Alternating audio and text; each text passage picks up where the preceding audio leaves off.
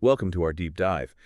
Today we'll be looking at Napoleon Hill's How to Overcome Failure and Achieve Success. We'll be trying to understand, the interplay between those two things, success and failure, and how they relate to personal service in a capitalist society. I think Hill's work offers a really fascinating framework for that exploration. Even though it was written almost a century ago, a lot of Hill's insights into achieving wealth and overcoming obstacles are still relevant today. Absolutely.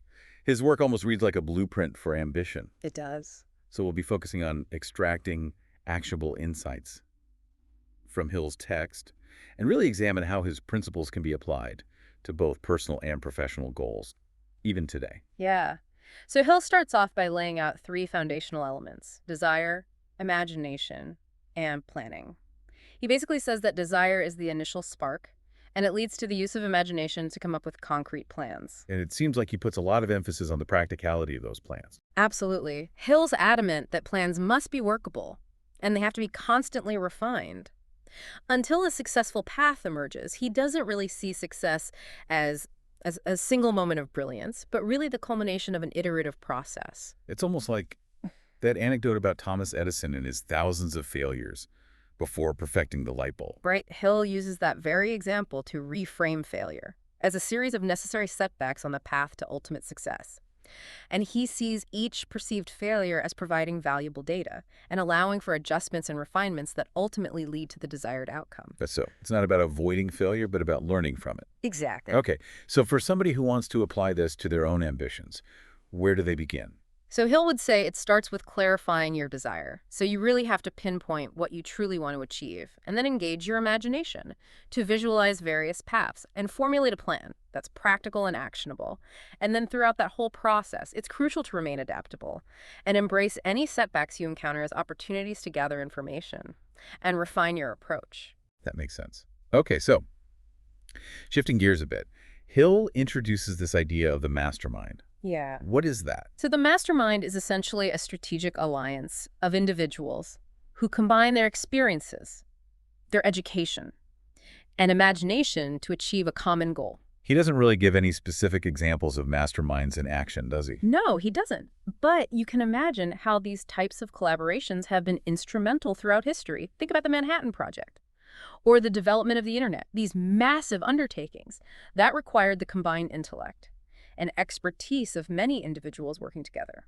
So it's kind of interesting to consider the dynamics within those groups. What would you say are the key elements of a successful mastermind, according to Hill? So he highlights three crucial elements. The first is that each member must derive clear benefits from their participation, so it can't be a one-sided thing.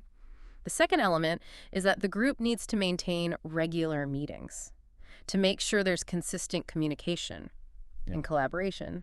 And finally, and perhaps most importantly, he insists on perfect harmony within the group. Hill really believes that disagreements and discord will undermine the entire endeavor. So it's really built on shared purpose, consistent engagement, and then harmonious working relationship between all the members. Sounds like a pretty compelling model to achieve ambitious goals that might be beyond the reach of just one person. Precisely. All right, so let's move into leadership. Hill outlines 11 attributes that he believes are essential for successful leadership. He does. What kind of qualities does he prioritize? Does he focus more on personality or more on skills? Actually, he incorporates both. So first he lists courage, self-control, a strong sense of justice, decisiveness, effective planning, and a willingness to go the extra mile as kind of foundational qualities. Those seem like pretty universal traits, not just for leaders, but for just successful people in general. Right. But then Hill digs into more specific leadership qualities. Okay. He emphasizes the importance of empathy and understanding, mastery of detail, a willingness to assume full responsibility, and the ability to foster cooperation among team members. It sounds like he's advocating for a style that blends personal integrity with competence and a genuine concern for the people being led. Yes. And then he contrasts leadership by consent, which he views as sustainable and effective, with leadership by force, which he believes will ultimately lead to downfall. So is he implying that leadership by force is just inherently flawed? He seems to suggest that yes. Hill draws parallels to historical dictators and provides contemporary examples, although he doesn't name any names. But he uses these to illustrate his point that leadership based on coercion and fear is inherently unstable and ultimately unsustainable. So True leadership, in Hill's view, is earned through respect and collaboration, Mm-hmm. as opposed to demanded through authority.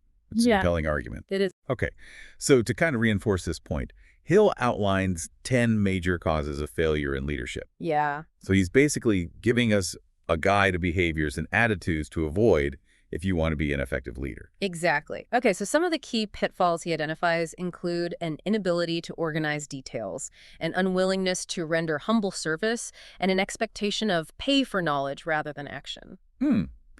Those seem like pretty intuitive pitfalls for anyone in a leadership position to avoid. They do, but I think Hill's insights go a little bit beyond the obvious. Okay. He digs into the psychological and emotional underpinnings of these behaviors. Okay. So, for example, he argues that fear of competition comes from a scarcity mindset, Oh, that's interesting. while expecting pay for knowledge without action reveals a fundamental lack of understanding of the true nature of value creation. It's almost like he's arguing that effective leadership requires a deep understanding of human motivation Yeah. and a commitment to operating from a place of abundance rather than scarcity. Precisely. And he goes on to highlight other pitfalls, like intemperance disloyalty, emphasizing authority over collaboration, and putting too much importance on titles and formal hierarchies. Right. And these are all tendencies that can really undermine, stifle creativity and ultimately just hinder progress. So it seems like he's advocating for a leadership style that prioritizes humility, service, collaboration, and a focus on results rather than Ah. appearances. Yeah, and it's important to note that this was a pretty progressive perspective for his time. Right. Hell was writing in an era when traditional top-down leadership structures were the norm. Right. So his emphasis on collaboration and empowerment really foreshadowed a lot of the principles that would later become central to modern leadership theory. It's fascinating to see how his ideas, which might have seemed radical at the time, have become so widely accepted in contemporary leadership discourse. Indeed. Now, shifting gears a bit, let's Yeah. explore Hill's perspective on marketing personal services. Okay. He presents kind of a unique concept that selling your skills is like selling a product, and it requires strategic planning and a carefully crafted presentation. In today's job market, individuals are essentially personal brands. And they need to effectively market themselves to stand out. Exactly. And of course, Hill was writing before the internet and social media, but his principles are still applicable. Right. He highlights the importance of a well-structured brief that showcases your qualifications, your references, and a clear understanding of the prospective employer's business. So that seems like pretty standard advice even today. It is, but then Hill goes a step further. Okay. He suggests offering to work on probation to prove your worth.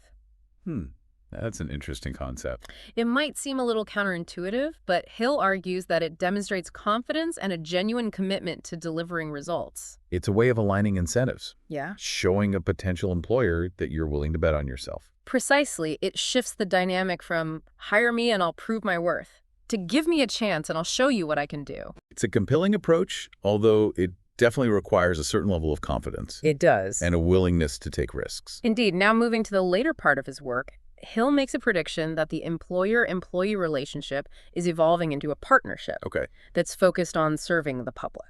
I think this is where Hill's foresight really shines through. It does. He's basically predicting the rise of the service economy and the increasing importance of customer satisfaction. He is, and he illustrates this shift with these vivid examples contrasting the outdated public be damned attitude with the rising emphasis on courtesy and service. What kind of examples does he use? So, for example, he contrasts railroad ticket clerks who often had this dismissive attitude towards customers Right. with helpful bus drivers who would go out of their way to provide assistance. Okay.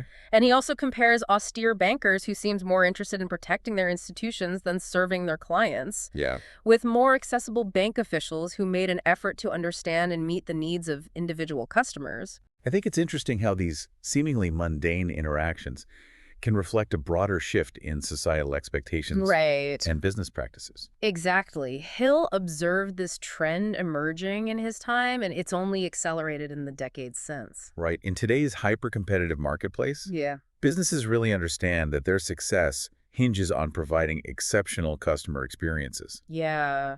And this shift, according to Hill, requires a change in the relationship between employers and employees. Precisely, he argues that the old model of top-down control and adversarial relationships is just not effective anymore. Yep. Instead, businesses need to create a culture of collaboration and empowerment where employees feel valued and invested in the success of the organization. So he's advocating for a more holistic approach to business, Yeah. where the needs of the customer, the Mhm. employee, and the business itself are all considered and aligned. Yes. And Hill attributes this shift in part to the Great Depression. He argues that the economic hardship of that era forced businesses to recognize that they couldn't thrive by exploiting workers or ignoring public needs. Right. They had to adapt and become more customer-centric to survive. It's an interesting example of how external forces can drive significant societal and economic shifts. Indeed, now finally, let's examine Hill's perspective on capitalism itself. Okay, this should be interesting because he clearly believes in the power of individual ambition and the pursuit of wealth, but he also seems to recognize the importance of social responsibility and ethical business practices. You've captured it perfectly. Hill argues that while America offers immense freedom and opportunity accumulating riches, still requires effort and adherence to what he calls the law of economics. Okay, how does he define this law of economics? He articulates it as a fundamental principle. You cannot reap without sowing. Okay. In other words, wealth must be earned through providing value in some form. There are no shortcuts to lasting success. It's a principle that seems to align with a lot of philosophical and spiritual traditions. You can't get something for nothing. Right. You have to put in the effort and create something of value to reap the rewards. Exactly. And Hill is a strong advocate for the capitalist system. Okay. He expresses admiration for capitalists viewing them as the brains of civilization who build and maintain the infrastructure that enables widespread opportunity. But does he acknowledge any of the potential downsides of capitalism? He does? The inequalities, this exploitation, the pursuit of profit at the expense of social good? Yeah, he does, although perhaps not as explicitly as some might prefer. Okay. He acknowledges, without necessarily endorsing the perspective of those who seek to gain wealth through things like collective bargaining, as practiced by labor unions, or through government assistance. So it seems like his perspective on these alternative paths to wealth is more nuanced. It is. He doesn't really delve deeply into their merits or drawbacks, but he does acknowledge their existence and their potential role in a complex economic system. So it sounds like he's saying that while capitalism is the most effective system for generating wealth and opportunity, Yeah. it's not without its flaws. Right. And it requires responsible stewardship to ensure that its benefits are shared widely and equitably. That's a fair assessment. I think Hill's work prompts us to consider our own beliefs about the relationship between individual effort economic systems and the accumulation of wealth. Absolutely. It's a complex issue with no easy answers, but Hill's framework provides a valuable starting point for deeper reflection. Yeah, it certainly does. His work raises some important questions about the role of capitalism in society and the balance between individual ambition and social responsibility. Right. And really just the ethical considerations that should guide our pursuit of success. Absolutely. And as we conclude this deep dive into Napoleon Hill's work, Yeah. I think it's clear that it offers a wealth of advice, even decades after its publication. Yeah, his emphasis on practical planning and persistent effort Right. and adhering to the law of economics really resonates in today's world.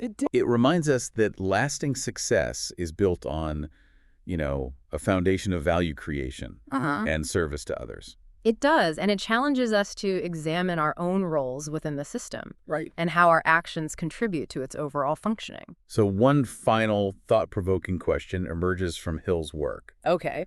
If the law of economics is as immutable as he suggests, what are the implications for individual responsibility and societal well-being in a capitalist system? That's a profound question. Hill's work provides a framework for understanding the dynamics of success and failure within a capitalist system. Right. But it also raises these broader ethical and societal questions. Right. If we accept that we can only reap what we sow, does that imply a moral imperative to ensure that everyone has an equal opportunity to sow? Right. And if so, how do we reconcile that with the inherent inequalities and power imbalances that often characterize capitalist systems? Yeah, it's a very complex issue with no easy answers. It is, Hill himself doesn't provide a definitive solution. He simply presents the law of economics as a fundamental principle Right. and challenges his readers to really grapple with its implications. Oh. Perhaps his intention was not to offer a prescriptive solution, Yep. but to spark a dialogue and encourage critical thinking about the role of individual responsibility Yeah. and social justice within a system that often prioritizes individual achievement and material gain. It's certainly a dialogue worth having. It is. Hill's work, while focused on individual success, compels us to consider the broader societal context Yeah. in which that success is achieved and challenges us to think critically about the systems we operate within and to consider our own roles in shaping those systems for the better. Indeed, it encourages us to move beyond a purely individualistic perspective and to consider the interconnectedness of our actions and their impact on the well-being of others. Right. And I think this broader perspective is perhaps even more relevant today than it was in Hill's time. As we face global challenges like climate change, economic inequality, and social unrest, which all require collective action and a shared sense of responsibility. His work, though, written almost a century ago, feels remarkably prescient It does. in its anticipation of these challenges. It does. And while Hill may not offer concrete solutions to these very complex problems, Yeah. I think his emphasis on ethical conduct, personal responsibility, and service to others provides a valuable ethical framework for navigating these turbulent times. Right. He reminds us that success, in its truest sense, is not simply about accumulating wealth or achieving personal recognition, but about contributing to a greater good and Sure. leaving the world a better place than we found it. It's a powerful message and one that transcends, the specific context of his time It does. and speaks to kind of a fundamental human desire for meaning and purpose. It does, and it's a message that continues to resonate with readers and inspire action. Yeah. Even decades after his words were first published, his work is a testament to the enduring power of ideas and the impact that a single individual can have on the world. Absolutely. Well, thank you for joining us on this deep dive into the enduring wisdom of Napoleon Hill. You're welcome. His work offers a wealth of insights for anyone seeking to understand the dynamics of success and failure, both on a personal and societal level. We encourage you to continue exploring these concepts and to consider how they apply to your own life, your work, and your role in shaping a more just and equitable world.